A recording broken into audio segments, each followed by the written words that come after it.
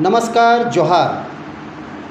लोकसभा के अंतिम चरण में झारखंड में 3 स्थान पर चुनाव होना है, जिसका मतदान 1 तारीख को पड़ेगा। उस 3 लोकसभा क्षेत्र में राजमहल, गोड्डा और दुमका बाकी बचा हुआ है। आज इस वीडियो में हम चर्चा करेंगे राजमहल की ओर। शिवेंदु पंडित हैं, उनसे हम इस विषय पर चर्चा करेंगे। तो क्या कहना है आपका राजमहल के विषय में?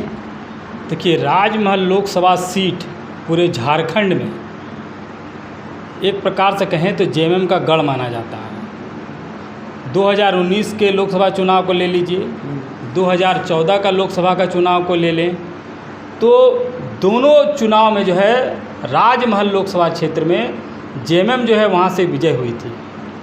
और सबसे बड़ी बात है कि मोदी लहर 2014 की बात हो रही थी, उसके बाद 2019 में भी जो है भारतीय जनता पार्टी की लहर थी।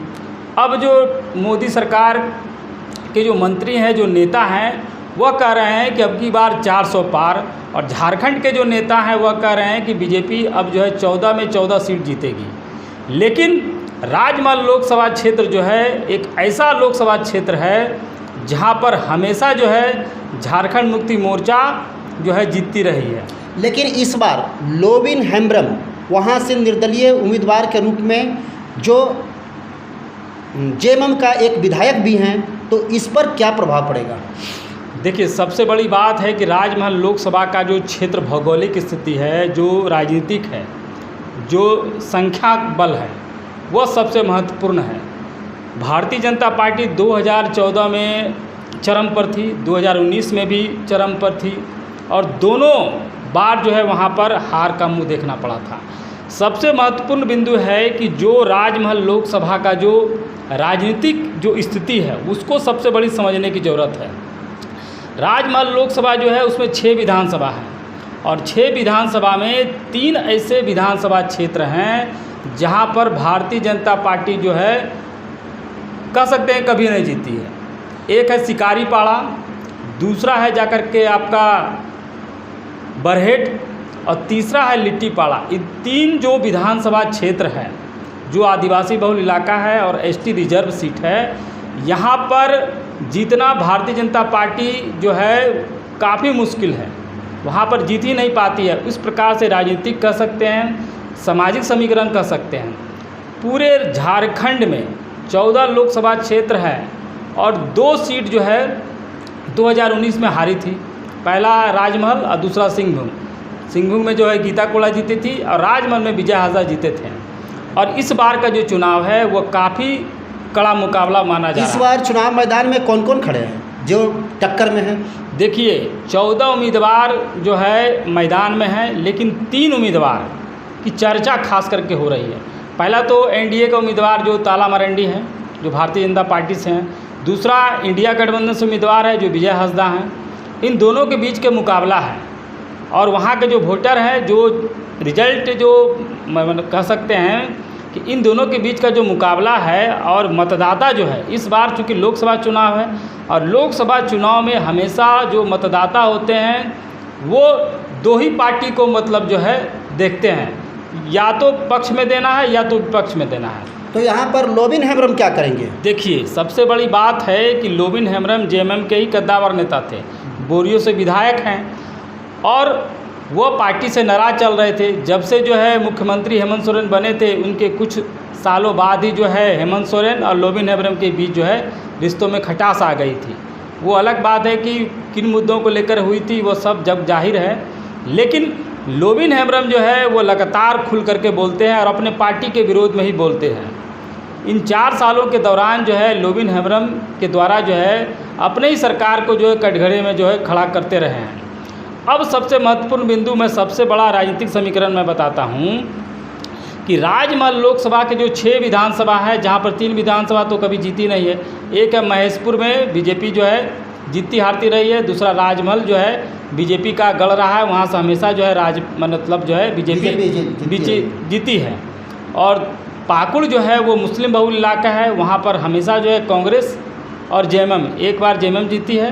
पहले जो है बीजेपी भी जीती थी, लेकिन अब जो वहाँ का भौगोलिक समीकरण बना है, जो मतदाता का समीकरण बना है, वहाँ पर भारतीय जनता पार्टी का जीतना मुश्किल है, क्योंकि 60% जो है वहाँ पर अब मतदाता जो है मुस्लिम हो गए हैं। और इसी प्रकार से राजमहल के लोकसभा क्षेत्र को पूरा अगर देखा जाए तो 17 लाख मतदाता हैं, 2020 पोलिंग सेंटर हैं, और इस पोलिंग सेंटर में जो है 17 लाख जो है मतदान मतलब जो लिस्ट में है। और 2019 की जो बात की जाए तो लगभग 60% वोटिंग ओवरऑल राजमहल में हुआ था। और जीत कितने मत से हुआ था उनका, विजय हादसा का? देखिए, जो 2019 का आंकड़ा है उसमें लगभग 5,09,000 समथिंग जो है विजय हाजदा को वोट मिले थे, और 4,08,000 लगभग वोट जो है हेमलाल मुर्मू को मिले थे। अभी हेमलाल मुर्मू जेएमएम में चले गए हैं। दोनों का डिफरेंस लगभग 1 लाख रहा है। हाँ, 99,900 कुछ वोट जो है से जो है विजय हाजदा जो है जीते थे, लीड किए थे, जीत गए थे, लीड नहीं किए थे, जीत गए थे। तो सबसे महत्वपूर्ण बिंदु है कि राजमहल लोकसभा क्षेत्र का जो मतदाता का समीकरण है, जो सामाजिक समीकरण है, इस सामाजिक समीकरण में सबसे महत्वपूर्ण बिंदु यही है कि राजमहल लोकसभा पूरे झारखंड में एक ऐसा लोकसभा क्षेत्र है जहां पर एनडीए जो है इसी मुद्दे पर जीतती है जब इंडिया का गठबंधन ना हो। अगर भारतीय जनता पार्टी लड़ रही है, अगर कांग्रेस और जेएमएम जब गठबंधन टूटा है वहाँ पर, तब भारतीय जनता पार्टी जो है जीतती है, क्योंकि जो जेएमएम का वोट बैंक है वो आदिवासी वोट बैंक है, कांग्रेस का जो वोट बैंक है मुस्लिम वोट बैंक है। तो जब दोनों पार्टियां अलग लड़ती है तो दोनों वोटों का जो बिखराव होता है, और इस कारण जो है भारतीय जनता पार्टी जीतती है। वहाँ से जीती है, देवीधन बेसरा जीते हैं, सोम मरंडी भी जीते हैं, और भी कई लोग जो है आंकड़ा के अनुसार जीते हैं। लेकिन हाल फिलहाल जो 2000 के बाद झारखंड बनने के बाद जो है 2 बार वहाँ से भारतीय जनता पार्टी जीते हैं। उसके बाद से लगातार जो है वहाँ से जो है हेमलाल मुर्मू जीते थे। फिर उसके बाद इस बार का क्या रहेगा? इस बार का क्या रहेगा? देखिए, इस बार का जो चुनाव है वो काफ़ी कड़ा है, और हमेशा से इंडिया गठबंधन के लिए राजमहल सुरक्षित सीट है। उसको आप रिजर्व सीट कह सकते हैं कि राजमहल में इंडिया गठबंधन जो है वहाँ पर किसी भी उम्मीदवार को खड़ा कर दिया जाए तो वहाँ पर से वो आराम से जीत जाती है, क्योंकि राजनीतिक और सामाजिक समीकरण ही लोकसभा क्षेत्र का ऐसा है कि भारतीय जनता पार्टी वहाँ से नहीं जीत सकती है, क्योंकि मुस्लिम आबादी जो है 32% है और आदिवासी जो है 35% है। उस हिसाब से आप सोच सकते हैं कि जो वोट बैंक का समीकरण है, जो ध्रुवीकरण होता है, लोग भले कहे कि जाति के नाम पर, धर्म के नाम पर वोट जो है हम लोग जो है नहीं देते हैं, विकास के नाम पर वोट देते हैं, लेकिन वर्तमान राजनीति में भारत का जो राजनीतिक स्वरूप है ऐसा नहीं हो रहा है। हमेशा जो है जाति के आधार पर ही पड़ रहा है। जाति के आधार पर नहीं पड़ रहा हो, लेकिन हमेशा जो है राजमहल का जो ध्रुवीकरण होता है वो हमेशा जो है धार्मिक आधार पर होता है। मुस्लिम जो है इंडिया को सपोर्ट करते हैं, और एनडीए को जो है जो अन्य मतदाता हैं, जो सामान्य मतदाता हैं, जो ओबीसी वर्ग के लोग हैं, वो लोग एनडीए को वोट देते हैं। इस कारण जो आप देखेंगे कि 32% मुस्लिम और 35% आदिवासी दोनों का वोट बैंक को जोड़ दिया जाए तो बहुत ज़्यादा हो जाता है, और यही कारण वो जीत हो जाती है। यही कारण है कि राजमहल में हमेशा जो है वहाँ पर एनडीए के उम्मीदवार हार जाते हैं, और इंडिया गठबंधन जो वर्तमान है वो अभी वर्तमान स्थिति में बताइए ना, लोबिन हेम्ब्रम जी का क्या रोल होगा?